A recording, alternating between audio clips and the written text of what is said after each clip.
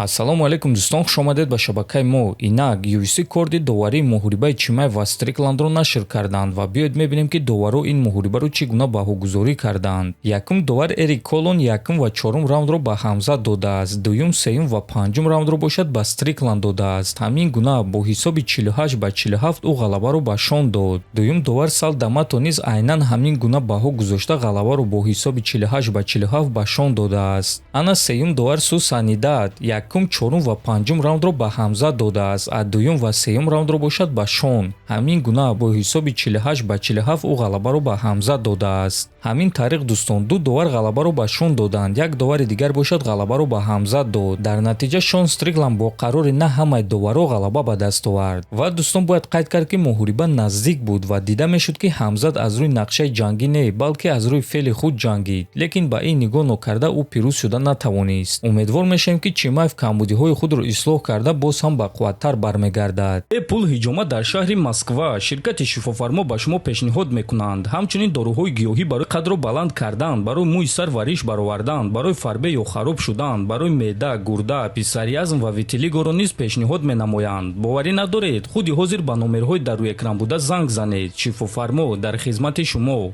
Яке аз довталабони асосӣ барои камарбанд Насруддин Имавов ба чемпиони нав Шон Стрикланд визов дода чунин суханҳо навишт: «Ман ният дорам ки туро ба хоб равон кунам, Шон», навиштааст Насруддин. Стрикланд бошад гуфт ки ба рейтингҳо UFC бовар мекунад ва агар ки Насруддин дар навбат бошад ва UFC чунин муҳорибаро диҳанд, пас ӯ зид нест ки зидди Имавов камарбанди худро ҳимоя кунад. Ҳозир бошад дӯстон, биёед реаксияи Насруддинро дар бохти Ҳамзат тамошо мекунем.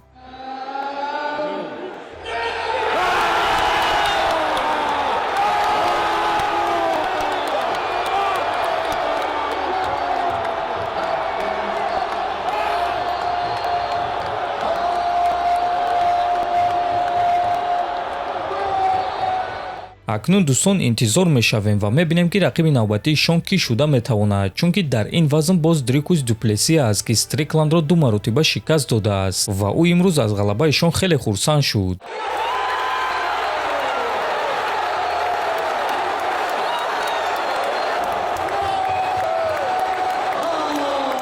ана худи Шон Стрикланд бошад баъди муҳориба миннатдории худро ба мухлисонаш ва ба рақиби худ Ҳамзат Чимаев расонд.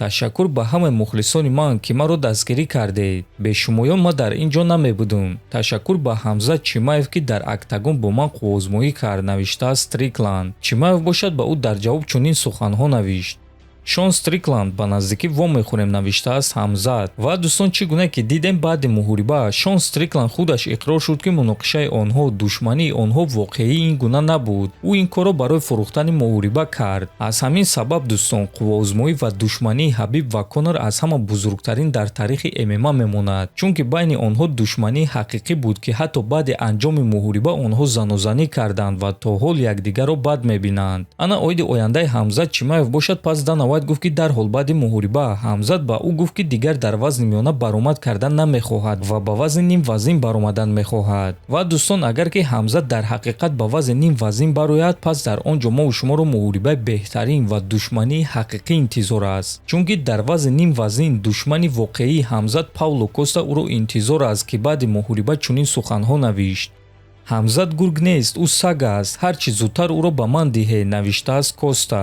ва дӯстон, фикр мекунем ки муҳорибаи онҳо хеле шавқовар мешавад, чунки байни онҳо душманӣ ва бадбинии ҳақиқӣ аст. худи шумо дӯстон чунин муҳорибаро дидан мехостед ё не? Метавонед фикрҳои худро нависед. дар охир бошад дӯстон, оиди ин писарбача гап задан мехоҳам, ки бисёри шумо дар комментария пурсидед ки ӯ кист. дар ин савол худи Дана Вайт ҷавоб дод: «Ман намедонам ки ӯ кист. ӯ дар толор қарор дошт ва номи маро дод мезад. ман ӯро ба саҳна даъват кардам. Барои кӯдакон ин гуна корҳоро кардан ба ман писанд аст ва ӯ гуфт ки ин беҳтарин рӯз дар ҳаёташ буд». чӣ гуна ки фаҳмидед дӯстон, ин як писарбачаи оддӣ буд, ки Дана Вайт ӯро ба саҳна даъват кард ва ӯ тавонист ки бо ҳамаи иштирокчиёни турнири Кохи сафед аксгирӣ кунад. дар ҳамин ҷо дӯстон, навори мо ба анҷом мерасад. фикру ақидаҳоятонро нависед. ҳатман дар канали мо обуна шавед. то боздид, хонободу сарбаланд бошед.